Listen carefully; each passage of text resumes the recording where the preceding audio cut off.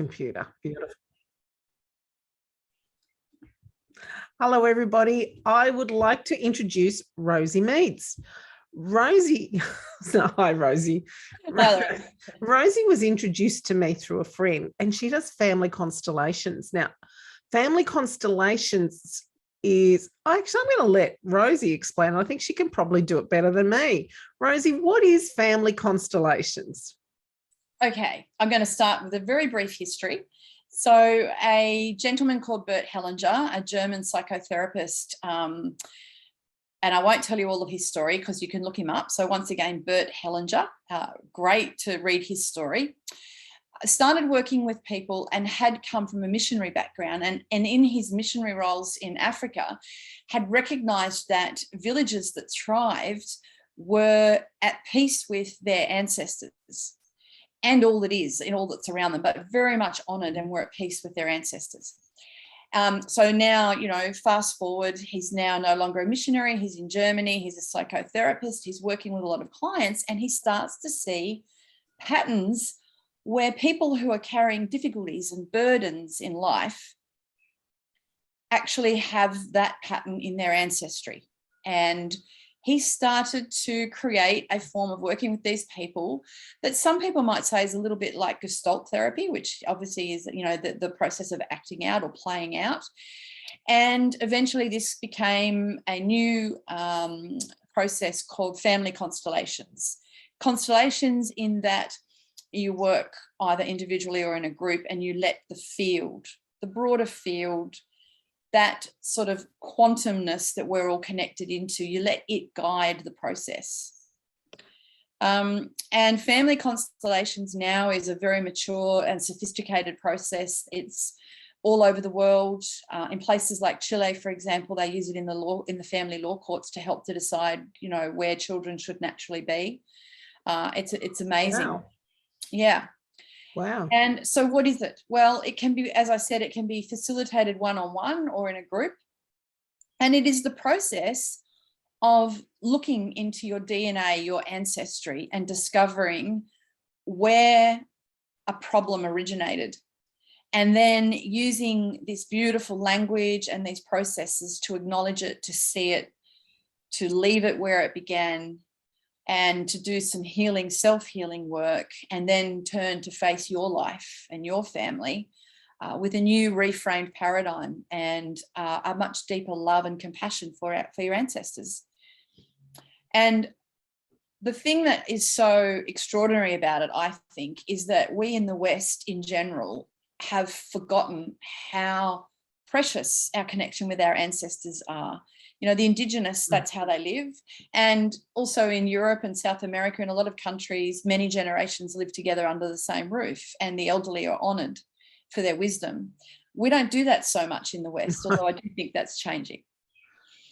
So the other thing that I think is really beautiful about this healing modality is that it's enabling us to reconnect with our ancestors and honour them, all that they went through, because if they hadn't lived and loved and survived, we wouldn't be here. Oh, absolutely. Yeah. Absolutely. Yes. And it's amazing how much they can carry through and comes through into our DNA. Very much. Coming down generations. Yeah. Yeah. And as you know, we've talked about this before, science is now starting to explain this phenomenon. There's the science of epigenetics, which is the science of starting to investigate and understand our DNA and the patterns within our DNA and the sequencing within our DNA. And the science of epigenetics has proven that when our mothers were in our grandmother's belly, our DNA or our precursor cells already exists. And it's the same in the male lineage. So in the sperm carried by our father and our grandfather, the potential for us already exists, our DNA. And so family constellations doesn't change your DNA, but it can alter the sequencing. And if you want to know more about that, just go Google epigenetics, and there's a lot of information that explains it.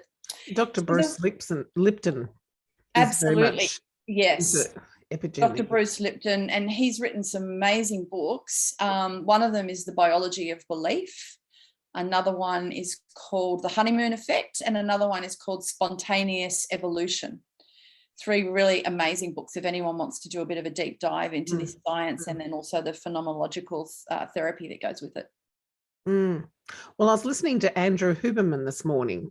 Now, he's a professor at Harvard, a neuroscientist, and he was talking about all the studies and all the different programs and how they've actually proven that the DNA is literally, that if your father was abused, that is absolutely imprinted on his children's DNA. Absolutely. And, anyone that works in therapy understands that the energy of abuse can play out in 2 different ways. So it can play out that you then abuse, or it can play out that you live life as a victim, and either is not healthy for yourself and, of course, the people around you that you love and even people you work with. And so this process is extraordinary, because the other thing that I'd like to explain about family constellations for anyone that ends up deciding to go and have a look or have an experience is it sits beyond religion and beyond Western principles or morals. It looks without judgment. And I love that. Yes. It sees what is without judgment. And that's partly where the healing occurs. Yes. I've been very blessed. I've been to 2 group sessions, an online session, which you took, and I've done quite a few one-on-ones as well. So I actually sort of get the whole thing. But what was most amazing was probably in the group sessions. In the group sessions, you choose, or maybe you should be talking about this, but you choose who each of the people in the group will take on as their characters, and how that energy flows through you when you're taking on some strange ancestors, 100 years ago is amazing. The feelings you get. And I remember once sitting there and I was just so frustrated because I wanted to talk and I wasn't allowed to talk. And it was just building up that I just wanted to explode. I'm just channeling someone else who was this person's ancestor. Yes, it's extraordinary. So just to explain to listeners, if we're working in a group, there is a client who is having their own constellation done, and the facilitator will sit with the client, and we start with what we call chair work. And that's really important. And a lot of people don't realize how vital that part of the constellation is. But if you have a good facilitator, they're waiting to feel somatically what the real issue is that needs to be seen. So the person might come and say, I'm not succeeding in work and relationships. And then we do investigative conversation, and eventually we might arrive, we feel it, and so does the client. It drops into your body, and all of a sudden it could be a word or a sentence. And then we realize, for example, that in this case, what we're really meaning to be looking at is invisibility. This person is not visible. Right. So now we do a genogram, which is to take family history, just whatever they know on both sides of the family. And if they're adopted or they don't know, it doesn't matter because it will still come out.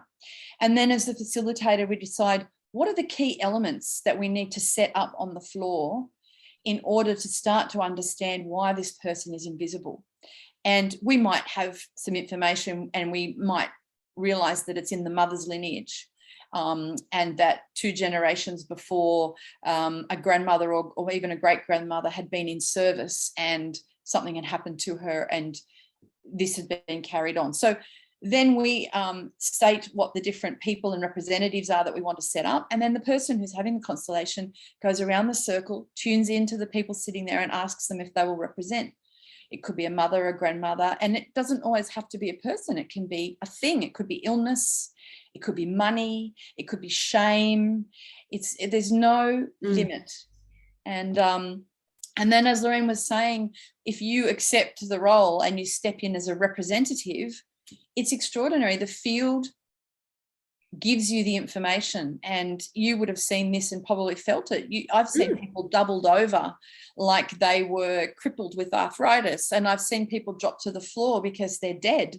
I've seen people reveal information that no one could have possibly known. You know, things like children's lives taken in the potato famine in Ireland, and very accurate, detailed information about a family and action. So, yeah. And then the next part of this, which is where the real healing comes, is this is what we move and work beyond judgment. So the person who's having the constellation is given words by the facilitator that acknowledges what is the truth, the reality, what needs to be revealed and seen, and sometimes does a very deep bow to what happened in their ancestry. And that's where the healing starts to take place, because we're not putting judgment and values and all that sort of stuff on it. We're finally seeing on behalf of all of the family what needed to be seen. And then that's where the deep healing starts. Yeah. How does it alter? How does the healing actually work? Does it? Well, you know, I think probably everyone you speak to who facilitates in this field has probably different responses. But my belief and what I've seen and what I've experienced personally is a couple of areas. I believe that every family has a soul, a family soul, if you like a collective consciousness of the family. So I think one of the ways that it heals is that the people that have passed over, if they have, who had difficult lives, it's like their energy imprint is still here on the planet unresolved. That's the way I like to look at it. And when they're finally seen and acknowledged for what happened to them or for what they did, it's like there's a closure. It's like the energy that they left behind finds peace. That's the way I look at it. The way that it plays out in the current family or the people still alive, it's like a ripple effect. And it's like the person who took on the role and the responsibility of having constellation, it's like they've done the work on behalf of the greater family. And energetically, that work finds its way through the family, and people who were unhappy, unhealthy, disengaged, not part of the family, often come home, and there's a peace and a serenity or a knowing and acceptance that seems to land on the family, and definitely on the person having the constellation. And then energetically, scientifically, we're actually doing a physical shift of sequencing within our DNA, because we're no longer carrying something that was unseen and that was a burden that's been carried on through generations. We've seen it and acknowledged it, and we're no longer carrying shame or burden. And and no one really knows how this works yet, but something shifts in the sequencing of our DNA, and health and peace is restored. Rosey, is it possible to reverse the whole thing? So if you do know a secret from an ancestral past, which must have had huge ramifications, can you actually start from that ancestor? Yes. And work around their problems? Absolutely. That's what we do. Yeah, 100%. So a recent example, everybody was out of place in this family. And by saying that, I mean, daughters were taking on the roles of mothers, and sons were being fathers, and adults were behaving like children. And it was a very mixed up family. And when we did the constellation, we discovered that the lady whose constellation it was, her grandfather was the product of incest, and his mother was also his sister, and his grandfather was also his father, if that makes sense. So right. And we found out in the constellation that the day he set off for World War II, his sister finally revealed that she was actually his mother. Oh, wow. And I've stayed in touch with this lady because I see her for other things as well, for other sort of counselling type things. And the shifts in her family over a period of 12 months have been extraordinary. And she said, adults have taken responsibility, have stepped up, have apologised, have accepted their roles, and children are now free to be children, even if they're adults, but they're no longer carrying the responsibility for the whole family. And yeah, she's gradually seen people shift into the roles they should be in. And she's also seen a lot more acceptance and love for the grandfather, who never learnt to read or write. And probably in this day and age, we would have ascertained dyslexia and been able to help. But, you know, this happened a long time ago. And there were issues in most of the boys in the family struggling with reading and writing. The other thing that she's seen happen is that issues around that are receding or changing for these younger boys in the family, and that their ability to succeed in a formal education environment has shifted and changed. And it's because they all now know this story, and they have a lot of compassion for their grandfather, great-grandfather, great-great-grandfather. Yeah, so very material change is possible. Wow. Yeah. Yeah, that's really quite profound, isn't it? It is. Mm. And I don't know of any other modality that reaches so deeply. There may be, but I haven't come across it. Yes. Yeah. Yes, that's interesting, because, yes, my great-great-grandmother murdered my great-great-grandfather. Ah. And that was not her husband, it was actually her daughter's father-in-law. Yeah. Yes, I'm with you now. Yes, picturing that. So my grandmother found out about it because it was hush-hush. Yes. And absolutely, you know, it was just like nobody spoke about it. No. You know, back in those days, you know, babies were born and babies died, and they just buried them and never talked about them again, and renamed the next child the same name again. Very much.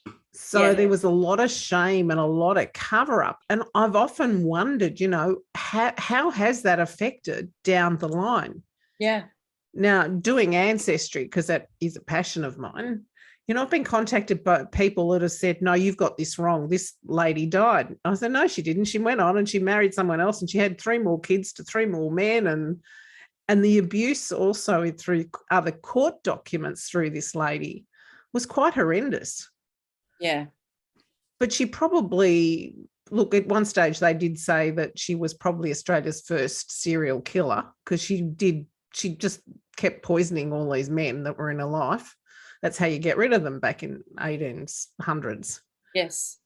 And so there's 2 things at play here. How do you think holding shame has played out in your family? You know, are there people walking around carrying the role of victim in life? And how does that play out? Well, it means they're usually susceptible to being taken advantage of by other people. It usually means that they don't tend to succeed. I'm talking by monetary Western standards, but they might struggle to succeed in life. And they may even, as they start to grow older, actually walk like they're carrying a burden. Have you seen that in the family? Probably not walking like they're carrying a burden, but yeah, that's played out in my life. There you are. It's like, yeah, absolutely. Yeah. And so doing the work would have given you, well, I don't know whether you have compassion for her, but we often say you were a person of your time. She was a woman of her time. She was an amazing woman. She was so strong. I was going to say, she was a survivor. She was a survivor. And we don't know what those men did to her, because, you know, it's all very well to read Pride and Prejudice, but at the end of the day, the reality of life in the 1800s and the fact that women were property once they were married. Yeah, so she was a survivor. So, yeah, I'm assuming out of your constellation came that deep love and connection and pride in that, irrespective of what she did it to survive, and she was strong. Absolutely. Yeah, absolutely. And there's a huge family down, you know, tree underneath her that would all be affected by this. Yes. Yes. You know, she murdered him purely for money. There's no. Right. He was a wealthy man who was an alcoholic, and she was seen drinking with him. She was acquitted, but that's because there was no DNA back in those times. Yes. And, you know, she did it for money for him. Right. But the rest of the people that she murdered, no, that she had a really tough life. And I admire her way, but not her doing, True. If we set her up, it would be fascinating to see what was in her, what was behind her. Why was she so desperate to be the last one standing? What had she inherited? Yes. And do you know that? No, I literally cannot. I know who she was raised by, where she came from, but I cannot find parents that she's got a different surname to who raised her. So there'll be something in her story that led her to behave in that way, to be a survivor at all costs. And this is what I love about Family Constellations. We can connect with that person and leave the deeds that they did that we find difficult with them, but we can take her courage and her bravery and her stalwartness and her incredible unwavering strength as a survivor, and we can bring that forward into your life, and that's a gift. Absolutely. But it's not only me, like there must be thousands of descendants from her that this is also affected. Yes, but here is the key. Here is the gem in constellation work. If you've done the work, it's done for everyone. Wow, isn't that amazing? So that proverb of a pebble in a pond, you're the pebble in the pond, and what will now in this generation and probably the next flow out through all of her descendants is the work that you've done.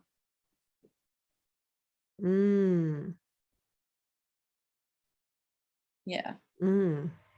If anyone's watching this, especially men in Australia, and thinking, why on earth would I do that?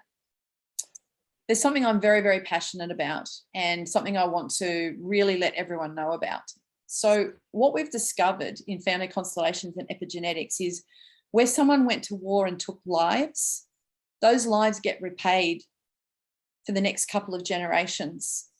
And so the reason that abortions and stillbirths and lack of conception have become so huge in the 20th and 21st century is a direct result of the 100 million plus lives that were taken in World War I and World War II, and then of course Korean War and the 7-Day War, and I mean, how many wars can we think of that happened? So systemically, this helps us have compassion for the women in all of the families where a man went to war and took lives, because quite often they may have had abortions or have had stillbirths or have had other issues around conception and feel like they are to blame.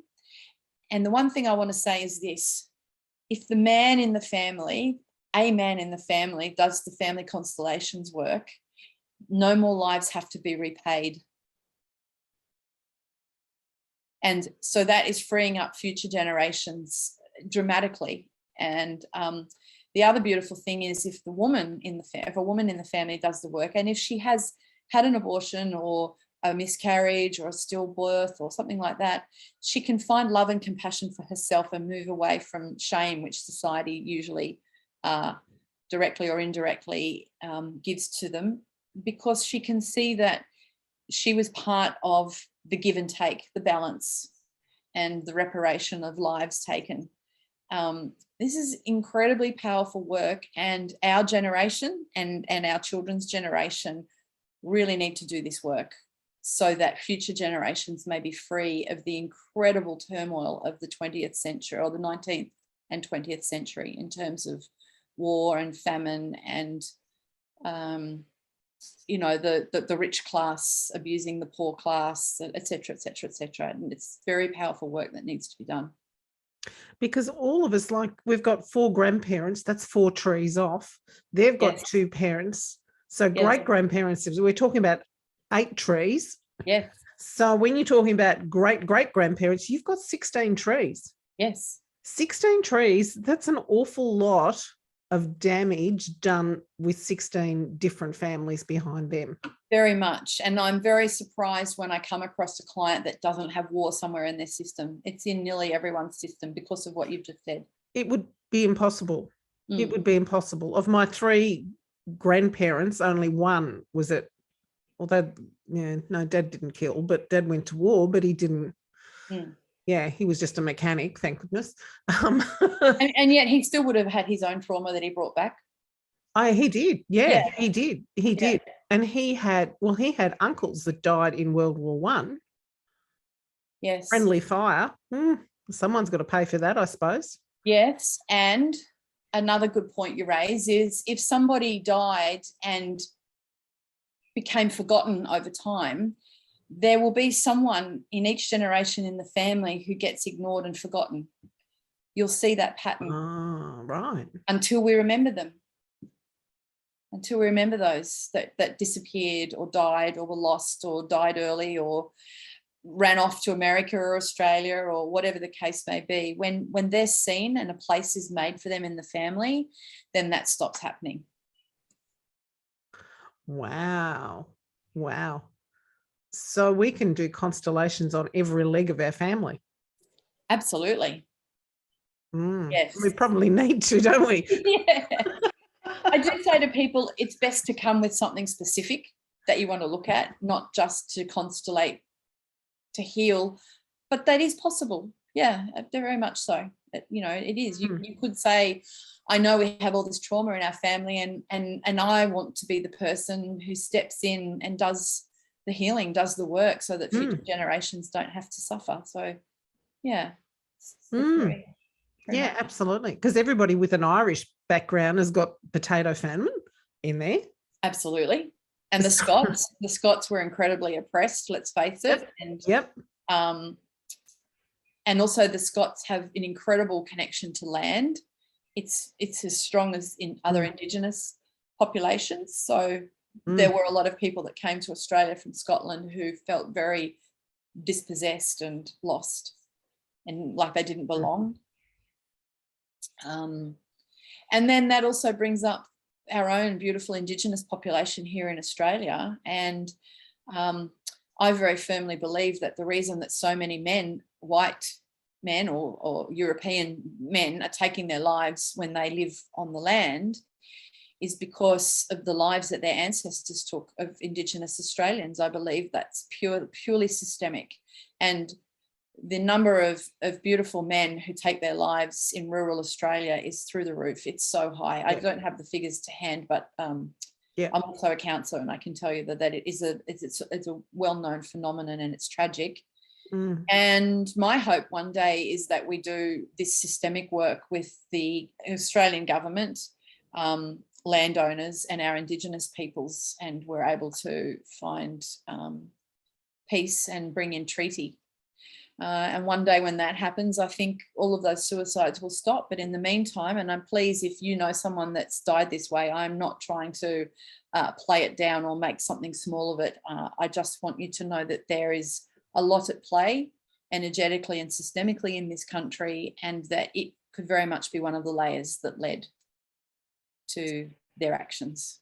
And maybe that will help if somebody has died and no one knows why. Maybe this is an avenue that you can research to find some closure and understanding. What would it take to clear it? I mean, do we have to go into every family to clear that? Well, I think if families have been on the land for many generations and suspect that there may have been lives taken, even if it wasn't their family that did it, then if someone in that family does the work, yes, it's cleared not only for the land, but also for that family. And also for the Indigenous population who were affected by it as well. It's a multifaceted healing process. I think nationally at some point, and maybe if we're moving away from the two-party system, then there's more chance that this will happen.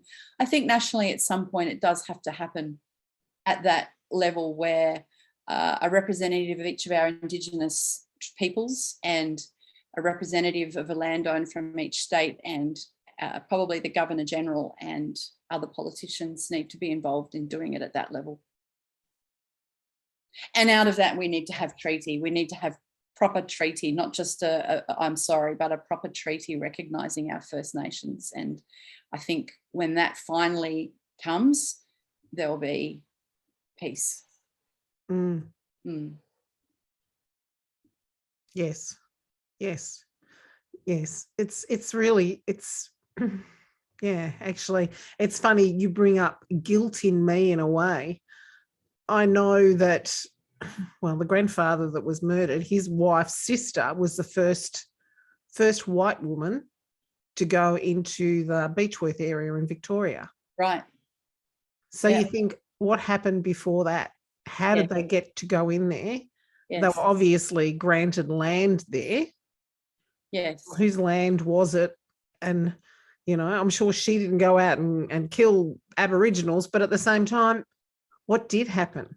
That's right. And How were they cleared from the land if it suddenly became theirs? it's beautiful that you have that sense of guilt, and not to walk through life beating yourself over the back, because that doesn't help anyone.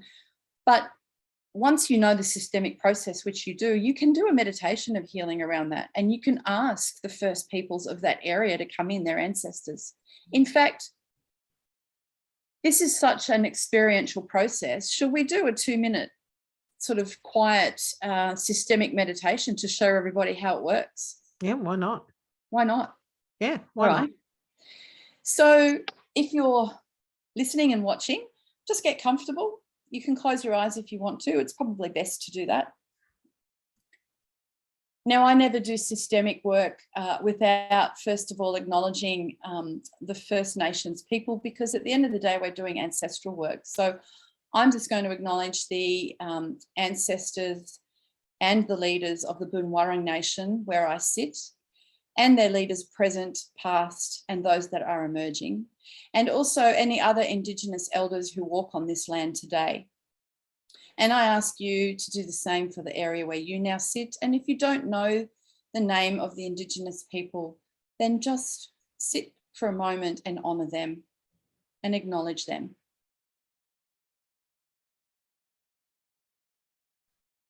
And I always ask the Indigenous elders who have passed to come forward, and they always do. And I always ask them, do I have your permission to work with the ancestors today?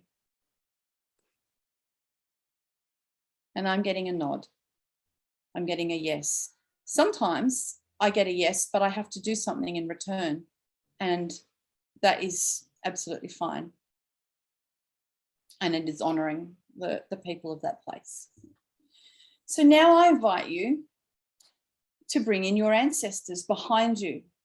Your father's lineage will be behind you on the right, and your mother's lineage will be behind you on the left.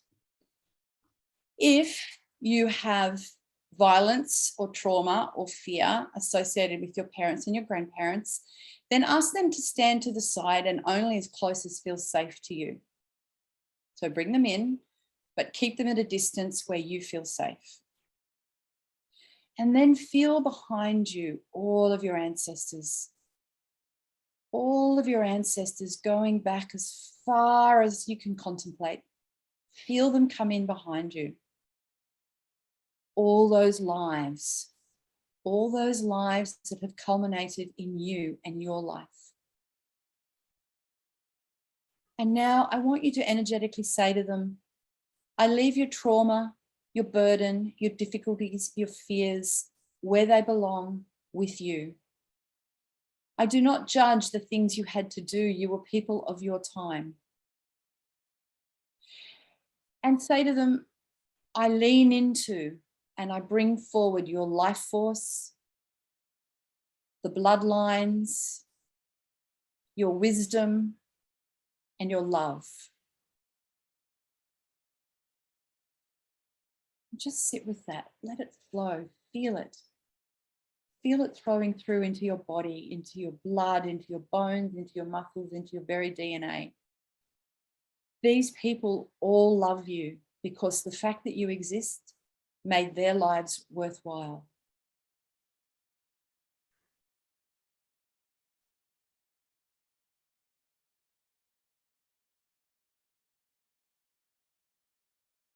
See how it is? You are never alone. Whatever is going on in your life, you can find a quiet place for a couple of minutes and you can connect with your ancestors. You can lean into them. You can ask them questions. Ask them to share their wisdom. Ask them to help you with a situation that you might be struggling with. Ask them to make you feel supported. Ask for their love and their life force to flow into you.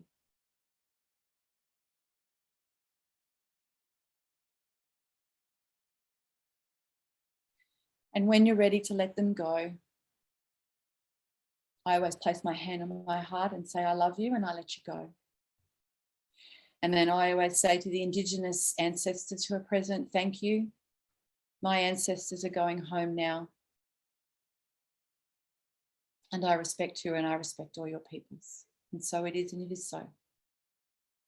And then you can bring yourself back in your own time to this place. You might like to cover your eyes and then just gently open them.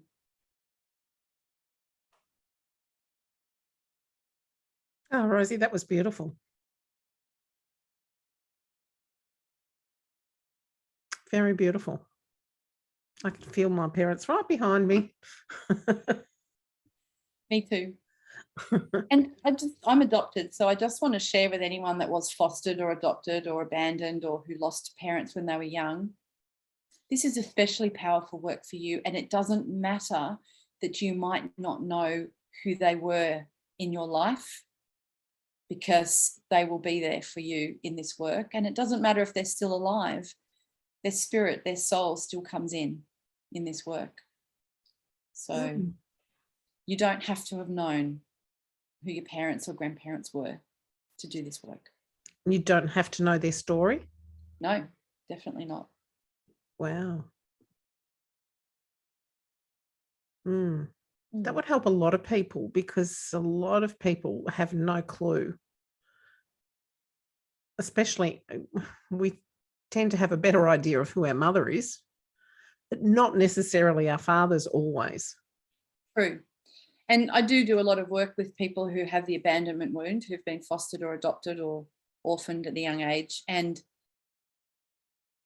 it's extraordinarily moving when their mother comes in and stands in front of them. And when I say comes in, we're talking energetically, but the love that flows is amazing. And even if the person isn't really ready to open to it, even if there's a lot of anger, they still know, they still can see and feel and hear the love and the sorrow and the regret. And I haven't come across a mother yet who, even though her actions might have been the only actions that were available to her at the time, I still haven't come across a woman who steps in as mother and isn't very sad that she couldn't raise the child. So it's incredibly healing for people who don't know a parent or both parents.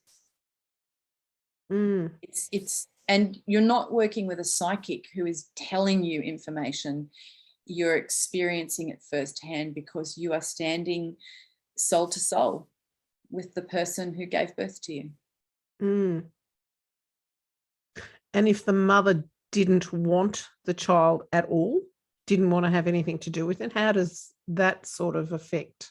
I still haven't seen a woman who was in that position come in and not have love and sadness. And they might not say, I am sorry. They might say, I didn't have the capacity to hold you and to care for you, but I am so sorry that I could not. And I have seen that play out. And even that it's the truth. So once again, as I said, this isn't about making someone feel better through platitudes. This is about the depth of connecting with the truth. And the only thing that heals us when we have wounds is accepting the truth of how it is. And yes, sometimes when I finish with people, they either work with me or go on to work with other counsellors, because then the next step is, well, now that I've come face to face with the truth, I need to do some work to assimilate it and to become healthy with it in myself and my own life. So please don't think that Family Constellations is an immediate cure, but it can be the step that unlocks the readiness and the preparedness to then go on the self-healing journey. So the soul isn't narcissistic, so it's not going to lie and cover up the truth of what it was. Never. Whereas a person can do exactly that. Yes. And, I'm not wanting to denigrate people that are psychics, because I believe they have a wonderful role to play. But the one thing I will tell you about a psychic that's connecting with a spirit that's passed is that spirit still has the essence of its ego. Because you're dealing with the essence of the person that lived. You're not dealing just with their pure, timeless soul. And so you're dealing with a very different energy. And that's what I love about the Family Constellations work, because the information that comes through is unbridled truth, whether you're ready for it or not. Yes. Yes. Yeah, that's, very, very true. So, Rosey, I know I've done one online with you facilitating, actually, and it was interesting because I came in and I went, oh, this can't be as good as the real thing. Like, I knew better and I wasn't going to participate because this is going to be crap, like. We were on Zoom, just so everyone realizes. There were a whole lot of people I'd never met before. We're on Zoom. Yep, we're on Zoom. And it's like, no, I'm not going to put my hand up. I'm not going to volunteer for this. No. Anyhow, then I could start seeing people, even on Zoom, taking on the characteristics of the person they were representing. Yes. And I could feel it within me. And it was like, oh my God. Yes. In fact, you had quite a powerful role, if I remember. And it was like, oh yeah, and I wasn't going to play at all. No. My ego's going, yeah. No, I'm not playing. Gee, what am I doing here? Yeah. Because I'd been to some before, so I knew. But it was just amazing how just on Zoom and how even just through technology, all of this can still play out. Yeah, agree. So for anyone that's like, oh, now you've really lost me, we're now talking about quantum physics. So look up Bert Hellinger, look up epigenetics, look up Bruce Lipton. And now I invite you to do a little bit of curiosity search if you don't know already about quantum physics. But in a nutshell, when we are not focused on the fact that we live on a planet and that we have a physical existence, when we can meditate and connect with our soul, spirit, eternal self, whatever you want to call it, then we move beyond time. So it's the space-time continuum. We actually move beyond that, and everything exists at once. Everything that ever was, ever is, and ever will be, and every life we've ever lived and are living, they all exist at once. It's the oneness. And if I've lost you, I apologize, but my understanding of how we can now work energetically with technology, how we can do this sort of work, is because we go into the quantum realm and we're beyond space and time, and we're all connected to everything that is at that one moment. So that's my little bit of science and philosophizing about what I believe occurs. And let's go back to just something as simple as all of a sudden a good friend pops into your mind and you think, oh, something's not right. And you pick up the phone and call them, and sure enough, they've just had a car accident or something terrible's happened, or they've lost a loved one, and you've zoned in on them and been there to support and love them just when they most needed it. If we're open to that, then surely we can be open to that every moment of our lives and on a much greater scale. And I do believe that Family Constellations is one of those processes that enables us to have that experience and see it as real, and then that starts to roll on into other aspects of our lives. We become more open to our clairs, our sense of knowing. Yeah, it's just so powerful. Yeah, so powerful. Yeah, it's quite amazing work. And if you haven't experienced it, honestly, Everyone just, go and take a look, because it's well and truly worth it. Now, you have a wonderful website, the essentialyou.com.au. And I love at the top, you've got, we are all connected.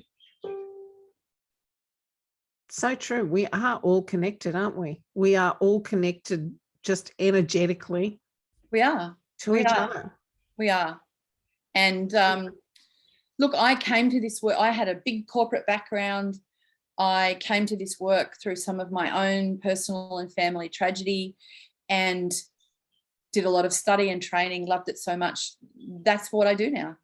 So I work in these fields, and I love being here when people are ready to start to transform their lives. And so, I did the journey first, and Family Constellations was the one thing that enabled me to finally heal from being adopted and the abandonment wound. It really was. And so I'm not just doing it, I'm walking the talk, because I truly do believe that these are wonderful healing modalities, because there's quite a few within the constellation paradigm. There's quite a few different ways of working. Yeah. So do you want to expand on those different ways? Okay, well, so we've talked very much about working with ancestors, but family constellation work is also now being used in business and corporate. I don't do that, but there are some amazing facilitators that do, and that enables business to understand where they might have taken some wrong turns, or who key staff and personnel are that actually are the glue in a company. And very often it's not the CEO, or it's not the founder or the owner. They can reveal dynamics within a business that if we alter them, the business could fail. And if we acknowledge those dynamics, the business will flourish. So that's one area where Constellations is used now, and very successfully. Also, we do what's called structural constellations. So let's say you had a big question in life. Should I sell, and should I move, or should I stay where I am? Well, we can actually, we have coloured sheets of paper, and you choose the colours that pop out for the different elements. And then in a nice big texter pen, you write the name of the element. So you might say, stay here, sell, and then you might have a couple of questions about where you might move. So you might have Queensland, South Australia, let's just say. And then you have a piece of paper and you write me, or self, and on each you put an arrow, and then you place these elements on the ground, and you stand on self first, and then you start to look at how you interact with each of those elements, and then you go and stand on each element.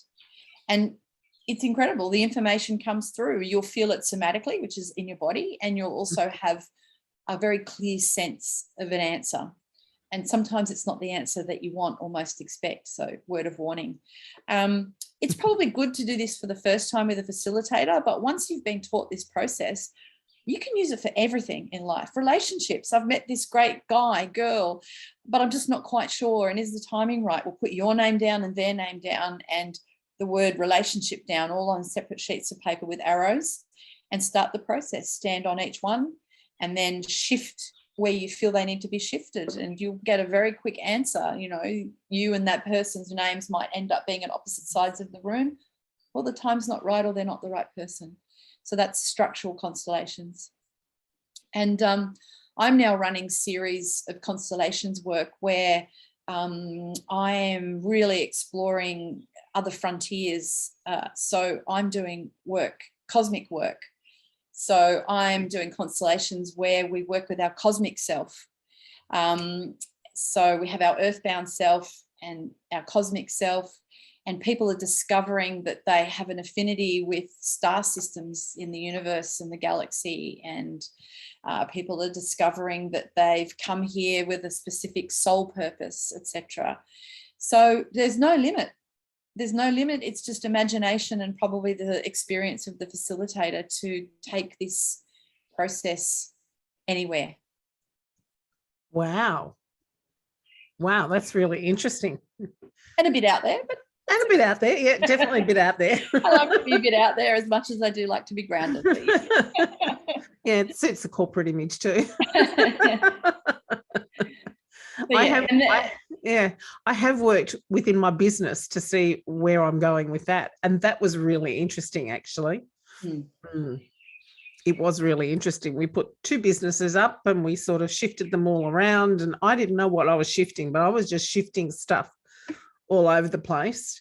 And then when I found out what they were, it was like, oh my God. You get answers. And like I said, they're not always what you're ready for, but no. They are truth, as we've said, they're truth, or Yes. they're truth right now in this moment, you know. Yes. If you did that same exercise in another year's time, of course, what falls out might be completely different. But yeah. And it was interesting, actually, because the facilitator at the time actually put up a suggestion for something. And I'm going, no, don't want to know. No. And I know I turned off. And she just kept going, and yeah, whatever. Well, she put that in the constellation, and I didn't know what it was, but I put it directly behind me, as far away as I could get. And she just laughed, and she said, "Do you want to know what that is?" And I went, and she said, "That's what I was talking to you about." I said, "Told you, I turned off." She said, "I won't mention it again." Yeah. Sometimes with facilitators, we get bits of information and we try them because there's no wrong or right. So we're like, I want to introduce an element and see how you react to it and how the other elements react to it. Yeah. And that in itself is valuable information, isn't it? Absolutely. Yeah. Yeah, absolutely. Yeah, so I know I'm never going there. And I know that it's right for me never to go there. Gave me an answer. Yes. So I used this process yesterday. I had a friend facilitate me because I just bought a new property and I wanted to get clarity on how I was going to run this property and the right name for it and the right images for it so that it would have the right energy. So we did structural constellations work and I created a test piece from the information and I sent it out to a wide range of people that I know. And unwaveringly, everyone has come back and said, oh, the energy of what you're going to offer just feels fantastic. Count me in. So I was like, great. I didn't have to second guess it. The field guided me. Yeah. So you probably saved yourself a lot of time. Yeah. Second guessing all these things that you could be doing. Absolutely. Now you know where your direction is. Yeah. And I put money and prosperity in the mix to see where it was and it fell in right behind me. It was nice. Snuggled up to me and that was lovely because it was I'm taking a leap of faith in this business venture and I was like, okay, there's a sense that yeah, I'll be able to survive and live and have a good life with this. So lots of great information that helps us navigate this incredibly crazy world that we're in at the moment. So just for the listeners, are you actually going to facilitate constellations at this new property? I am, yes. Moving to the Sunshine Coast, and I have a feeling that I'm going to be doing some constellation work in Brisbane and also probably down in northern New South Wales in the Tweed Valley. So if you're in that area, look out. Rosey Meads, I'll be there doing some work. And I also work online and I do group work online. So, And there's a lot of other really amazing facilitators in Australia. And if you want to work with someone in an area where I'm not based and you want to find out if I know about the person and what I think of them, I'm absolutely happy for you to jump onto my website and say, I'm in Western Australia. Do you know this person? I was thinking of doing constellation work because I know a lot of the facilitators and very happy to give some feedback. But you can also facilitate people in the United States. Oh, absolutely. And anywhere within the world. And that's what I love about work with people all over the world. Our world now is it's become very, very small. It has. And it's wonderful to be able to actually, connect with people from everywhere. I think and work with them. It's going to make humanity better. I think the borders and the border between Ukraine and Russia doesn't really exist, except that for a couple of thousands of years, culturally, we've said that it does. And the borders in Australia that have been shut by our very overzealous premiers, they don't really exist. And let's face it, many of us who've been shut off from loved ones have been able to keep a connection going because of technology. And the borders are crumbling. It's good. Yeah. Absolutely. Absolutely. Rosey Mead, it has been absolutely fantastic talking to you. I've absolutely loved every minute of it. Me too. Thank you. I'm sure that everybody has learnt so much from you. And to connect to you, your website is the best way? Yes. Yes. So theessentialyou.com.au. And it doesn't matter where you are in the world, Rosey can still help you. I look forward to meeting you in the field. Thank you so much for today. We really appreciate it. My pleasure. Thank you so much for having me.